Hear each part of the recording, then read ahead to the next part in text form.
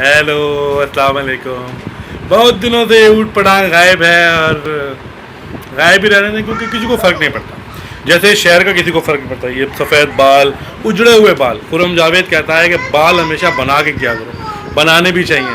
मगर इस शहर का जो हाल है उसके बाद बाल बनाने का कोई फ़र्क नहीं पड़ता।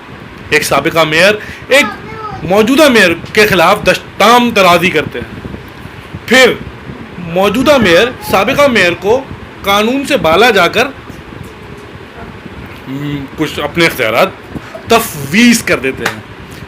फिर साबिका मेयर मौजूदा मेयर के बारे में दोबारा से दस्ताम तराजी करते हैं, और जो साबिका मेयर को फिर मौजूदा मेयर को ये बात बुरी लगती है और उतरता है उनका, और वो अगले दिन उनको मुअत्तल कर देते हैं।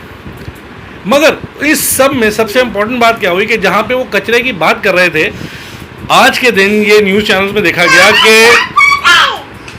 ये मेरी बेटी ने कहा बाबा चुप हो जाए, तो अब उस जगह से कचरा उठना शुरू हो गया।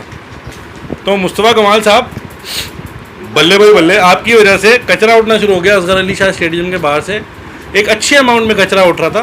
तो मेयर साहब, आप भी कुछ कर लें शेयर के लिए, और मुश्किल उर्दू के अल्फाज बोलने से आपकी बात सही साबित नहीं होती।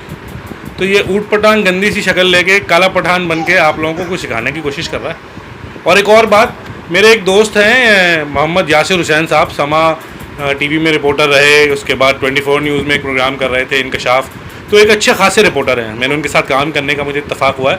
उन्होंने एक नया यूट्यूब चैनल क्रिएट किया है, progressive news with Yasir Hussain के साथ। तो आप लोग भी देखें, सब्सक्राइब करें और पसंद करें उन्हें।